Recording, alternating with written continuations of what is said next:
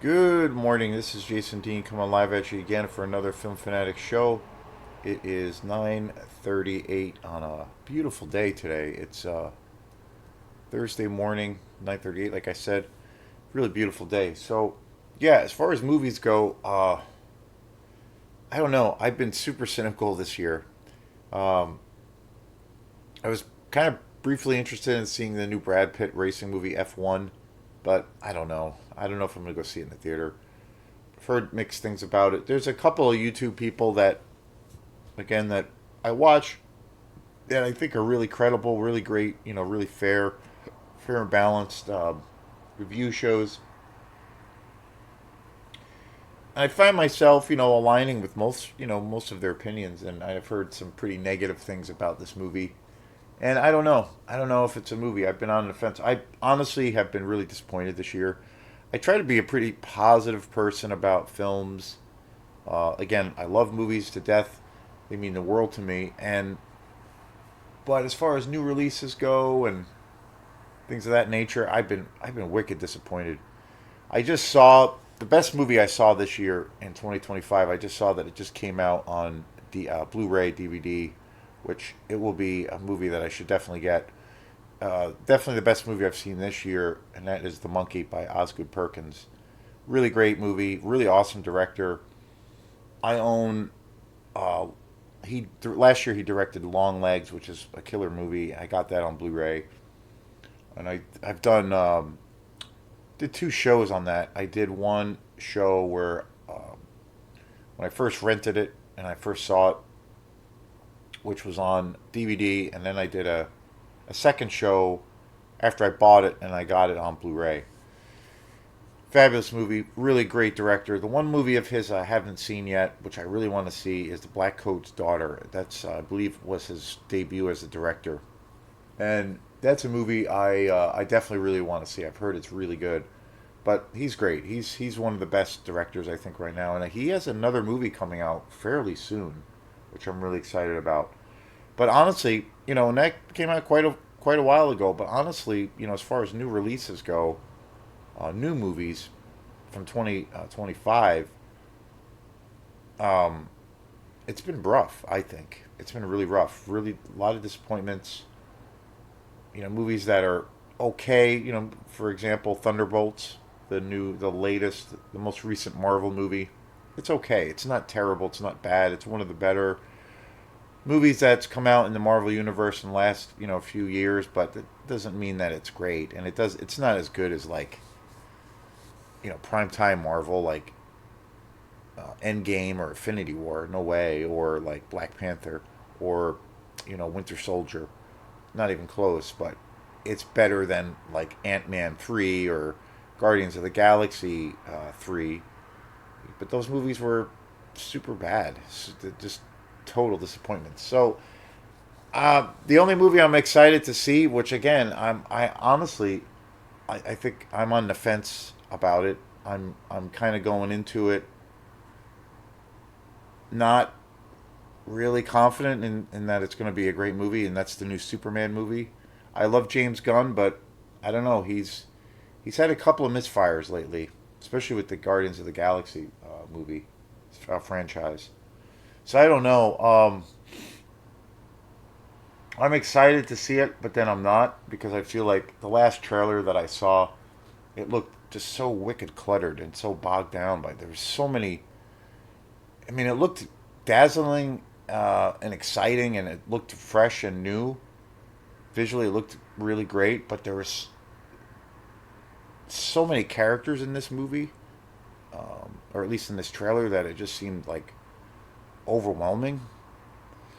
I almost thought, is this even a Superman movie? Because there was like so many characters, and none of these characters I had any idea. I didn't recognize any of the characters, and I'm a huge Superman fan, so we'll see. But that's coming out. That's coming out in a couple of weeks. So I'll see that in the theater. I'll definitely see it in the theater. But other than that, there's nothing. It's weird. So I've been mixing things up between movies that I've been watching on my own, movies that I own, and then I've been lately I've been doing a lot of music shows, which is not anything new for this channel. So, but today's show is going to be on one of my favorite bands in the death metal scene. I grew up listening to death metal as a kid. Like millions of other kids growing up. The first band I got into was Kiss. That was my introduction to like rock music. I'm still a huge Kiss fan, and that was the first band that I saw. Where they presented their music in a very theatrical way, obviously. And and then after that, I got into Black Sabbath. Probably the most important heavy metal band of all time. They pretty much created the genre of metal. Ozzy Osbourne, of course, and then from there, you know, Metallica. Metallica was, I remember as a kid getting on cassette. The first couple of Metallica albums that I remember getting on cassette was Ride the Lightning and Master of Puppets, and that was my introduction to more aggressive music, thrash music, and then shortly after that, the band that really changed everything for me was Slayer. When Slayer put out Rain and Blood, at that time, that was the most extreme music I had ever heard. It was faster, it was darker, it was heavier. Um, Also, the first band that I came across that used, kind of satanic-y lyrics, satanic-y, had a very hard, based kind of aesthetic. And after that, that's when the floodgates opened, and that's when, shortly after that, the Tampa, Florida death metal scene exploded, and then a few years after I got into that album as a little kid, and then eventually becoming a teenager, I got into Morbid Angel, Obituary, Cannibal Corpse, Napalm Death. I mean, it just exploded. And then for years, I listened to tons of death metal and all of the Swedish bands, Unleashed, Asphyx, Entombed. I mean, the list is endless. Therion. I just got really massively into the death metal scene. Bolt Thrower, and Autopsy, which I'm going to do a show on, which is one of my favorite bands of all time. And right around that time was when I discovered, shortly after, I think it was when I discovered the first kind of wave of all of the bands coming out of Florida, Morbid Angel being my favorite death metal band of all time. I've done a couple of shows on them. I was fortunate enough to see them in concert, which was amazing, and I've done a couple of shows on them. But it was also shortly after that I got into and discovered Suffocation, which is the band I'm going to be talking about today. Suffocation, they came out in the like late '80s, and uh, they had put out their first album, Effigy of the Forgotten, and I remember buying that on cassette. And when I heard that album, it was like, I don't know, it kind of, as far as death metal goes, I eventually, after the death metal scene, I got into black metal. Black metal it's still, even now, when it comes to extreme metal, it's my favorite style. But I'm still a huge death metal fan. But when I heard Effigy of Forgotten, to me, it was a game changer. It was more extreme. Um, it was just barbaric. And I never, all of the other bands, of course, were amazing that I mentioned. Deicide and Obituary. Still a huge fan of all of those bands, but there was something about when I first heard Effigy of the Forgotten where it was just kind of at a next level, a new level of intensity. And the reason I decided to do a show on Suffocation, and I've been wanting to kind of do it anyway. Just recently, I saw just 2 days ago there was a really great interview with Frank Mullen from Suffocation. He retired from the band a few years ago, and it's a great interview. I've listened to tons of interviews with Frank Mullen over the years, and pound for pound, he's probably my favorite death metal vocalist of all time. And I think the thing that was so captivating of when I first heard Effigy of the Forgotten was the music, but especially Frank Mullen's vocals. Um, Tamara Taub, the guitar player, principal songwriter for that band, they just had this ferocity, and it was like an otherworldly experience. And they were one of the first bands to really blend some different styles. Like, I mean, when I first heard them, I was in, as far as metal and death metal, aside from that, I was also into a lot of punk music, and I was into a lot of hardcore bands. A lot of hardcore bands were coming out at that time, and that were very popular bands like Sick of It All. Um, the early first kind of albums of Biohazard, the Cro-Mags, so many great hardcore bands that I was into, and for me, like they had Suffocation had that little bit of a crossover sound. Even though I look at Suffocation as being a pure death metal band, they had influences that were, I think, taken from like the hardcore sound and the hardcore scene.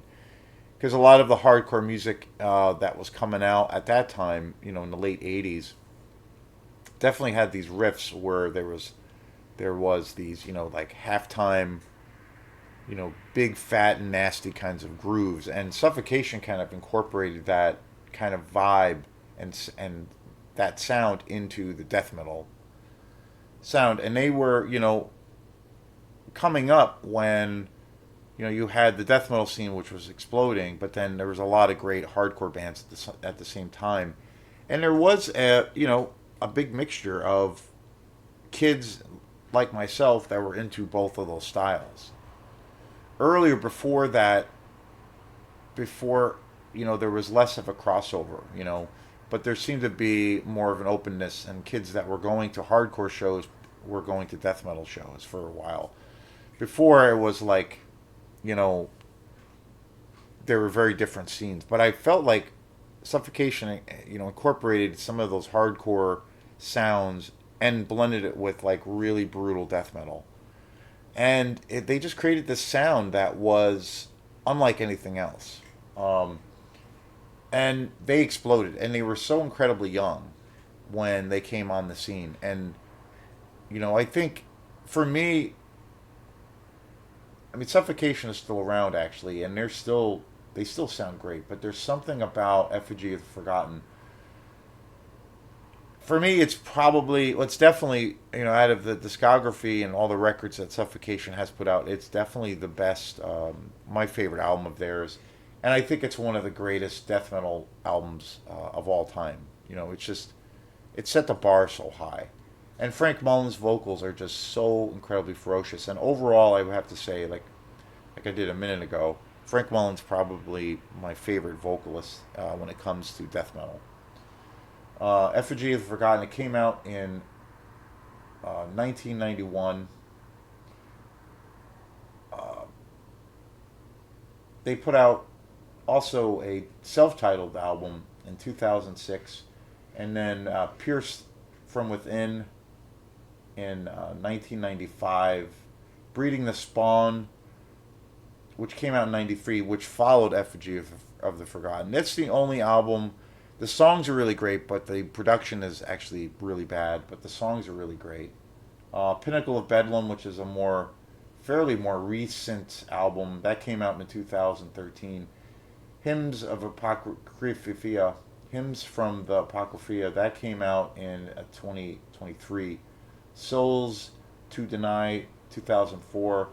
Of the Dark Light, 2017. Blood Oath, 2009. Um, all kinds of really great albums. For a while, I kind of fell off a little bit. I fell off the wagon a little bit as far as following them.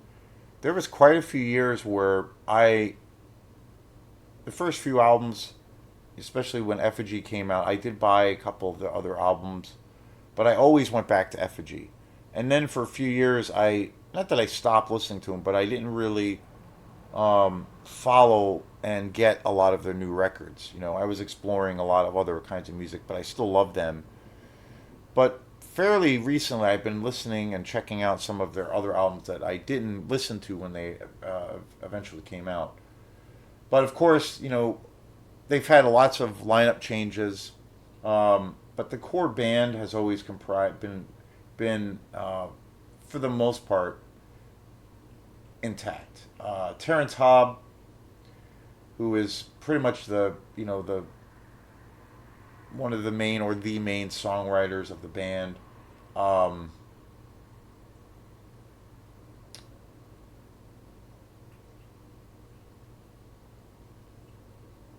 Ricky Myers has been the newest ever since Frank Mullen left the band, retired a few years ago. Ricky Myers took over vocals. He's actually very good. They put out their last studio album, which came out a year or two ago, which is actually really good. I do want to eventually get it. They're on tour right now. They've been doing really really well. They've been touring all over the place.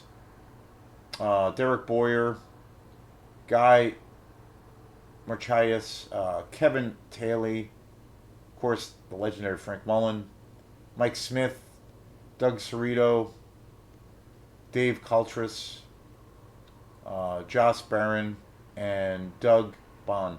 I had a chance to see Morbid Angel and Suffocation probably about 6 years ago. I think it was, yeah, it was pretty much the last year that Frank Mullen was going to be in the band and he was kind of retiring. And they did a big tour. It was right before COVID with Morbid Angel. And I was all set to go. And then I had a bunch of crap happen and I wasn't able to go. And I was super pissed. And it was I think they were playing in Massachusetts, and I had a chance to see both legendary bands and Frank Mullen too. And that's one show I regret not going to. Something happened and I wasn't able to go, and all these things. I did get the chance to see Morbid Angel, thankfully, but it would have been amazing to see Frank Mullen. But again, I've listened to a lot of podcasts with him over the years, and this most recent one was really fabulous, and it really got me going with the feeling like I gotta do a show on Suffocation. And the interesting thing is, like, I really think Suffocation's like one of the most influential bands when it comes to death metal and extreme music. I mean, they really are. And there's so many bands now that are not really good, I don't think, in my opinion, that are basically have taken the blueprint and the framework of that sound that they created, and now there's this new style of music called deathcore, which is a whole new style of extreme metal, if you will. That I think it's safe to say the suffocation started a really unique sound. Like, again, like I said, combining riffs and grooves from like punk and definitely hardcore with death metal. Where a lot of the music is really fast. There's a lot of blast beats, but there's also a lot of really slow, mid-tempo, heavy-ass grooves that was definitely taken and inspired by a lot of the hardcore bands at that time. And Suffocation was really the first band to kind of combine those kinds of tempo changes and grooves. And now there's this scene called the deathcore scene, where all of these bands have basically taken that basic blueprint, and I think it's very much more watered down, but it's kind of created. They basically have just ripped off Suffocation. They've listened to Effigy of the Forgotten and decided to do a really watered down version of it. And deathcore, yeah, that whole thing. Like, I for a brief time I was kind of into it. I will say I'm almost ashamed to admit it at this point. It was funny. It was really funny. Or it is funny to say that, but it's kind of true. I don't like deathcore at all right now.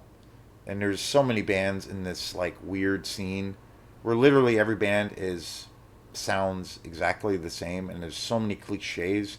You have that in death metal too, but there's a lot more diversity in that style. There's a lot more, bands from all around the world doing something different within that style. It's much more of a diverse sound, whereas deathcore is very narrow. It's like all the bells and whistles. It's got all the same, tropes. It's got all the same gimmicks, if you will.